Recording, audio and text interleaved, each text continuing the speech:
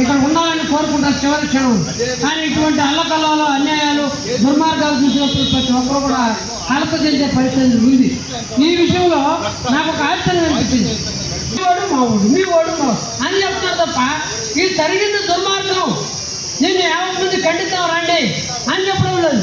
పై పార్టీలు పెట్టి అతను ఫోన్ అతను వచ్చేసి మా అన్న నన్ను దండించాడు, నాకేం నొప్పి లేదు అని చెప్పి అతను ఇది పెట్టేది. ఇంకొక అమ్మాయి మా ఆయన మీద ఇది చేయకండి కానపడి హృదయం స్పందిస్తానని చెప్పి అని చెప్పేది. ఏంటి విచిత్రాలు డ్రామాలు కదా, ఈ విచిత్రాలు కానీ ఇక్కడ కనిపిస్తూ ఉన్నాయి. నేను కోరుతా ఉన్నాను ఈరోజు హోంమంత్రి కానీ ఇంకొకరు కానీ వెంటనే ఈ మొత్తం ఎవరు దీని వ్యవహారం కనిపెట్టలేరా?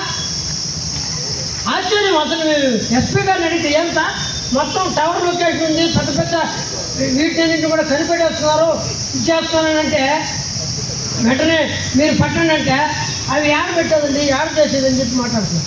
నేను కోరుతున్న ఎస్పీ గారిని, మీరు డ్రోన్ కెమెరాలు పెడతారు, అక్కడక్కడ మొత్తు ఎక్కించుకొని లేకపోతే పొదల్లో దాక్కున్న వాళ్ళని లేకపోతే ఎక్కడెక్కడ గంజాయి వాళ్ళని పట్టుకుంటారు, సంతోషమే. కానీ డ్రోన్ కెమెరాలు పెట్టేది రాజకీయ పార్టీ దగ్గర వెనకాల వీళ్ళ వెనకాల ఎవరున్నారు, ఏ దీని మీద బతుకుతున్నారు? మా వెనక పెట్టండి, మా వెనక కష్టజీవులు లేకపోతే రోజు పని చేసుకుని ఉద్యోగాలు చేసుకుని లేకపోతే కాంట్రాక్ట్ పని చేసుకుని ఆటోలు తోలి బతికేవాళ్ళు మా వెనకుంటే రియల్ ఎస్టేట్ చేసుకుని లేకపోతే దందాలు చేసుకొని వడ్డీ వ్యాపారం చేసుకుని బతికేవాళ్ళు వెనకాల వాళ్ళు మొత్తం లోపల పెట్టే తిరుపతి ప్రచారం అయిపోతుంది. అవునా కదా? మీరు ఎందుకు కూడా ఆలోచించండి. ఈరోజు పెట్టాల్సింది డ్రోన్ కెమెరాలు ఈ రాజకీయ పార్టీ నాయకులు వెనకాల వాళ్ళ ఎల్లకాడ ఉండే వాళ్ళు సైన్ అవుతుంది. ఎంతో ధైర్యం అండి, మీకు డబ్బులు ఇవ్వాలంటే కోర్టు ఉన్నది, మీకు డబ్బులు ఇవ్వాలంటే లేకపోతే ఇక్కడ న్యాయస్థానాలు ఉన్నాయి, లేకపోతే ఇక్కడ పోలీసులు ఉన్నారు, లేకపోతే పెద్ద మనుషులు ఉన్నారు, ఏమి లేదు. బిల్కుల్ మొత్తం కూడా చేసిపోయేది ఈ విధంగా చెప్తుంది.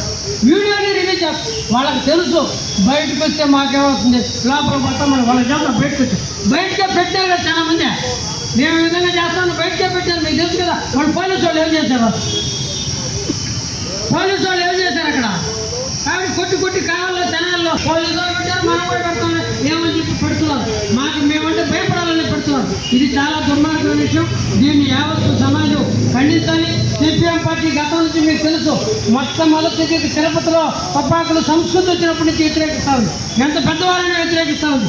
అవసరం ఆ రోజు మప్పు మొత్తం కూడా వాళ్ళ కుటుంబం మొత్తం కూడా ఇబ్బంది పెడతా ఉంది అని చెప్తే వాళ్ళకి వ్యతిరేకంగా ఆ రోజు పెద్ద పోరాటం జరిపింది. ఒక అమ్మాయిని ఇబ్బంది పెట్టాలంటే పెద్ద పోరాటం జరిపింది. అటువంటి వాళ్ళందరూ కూడా నిలువరించారు. కానీ ఈరోజు పోలీసుల సపోర్ట్తో రాజకీయ పార్టీలు మరింత వాళ్ళ యొక్క అండ తీసుకొని ఈ రెచ్చిపోతున్నారు. దీనికి వ్యతిరేకంగా మనం అందరం కూడా పోరాటం ఉద్యమాలు నిర్వహించాలి. ఆ రకంగా తిరుపతి ప్రశాంతతని కాపాడుకోవాలి, దుర్మార్గాల్ని ఖండించాలని చెప్పేసి సిపిఎం పార్టీ తరఫున నేను విజ్ఞప్తి చేస్తున్నాను. పెద్దలందరూ కూడా ఇక్కడ అందరూ వచ్చారు కదా, ఆ మార్గంలో నడపాలని చెప్పేసి నేను కోరుకుంటూ నాకు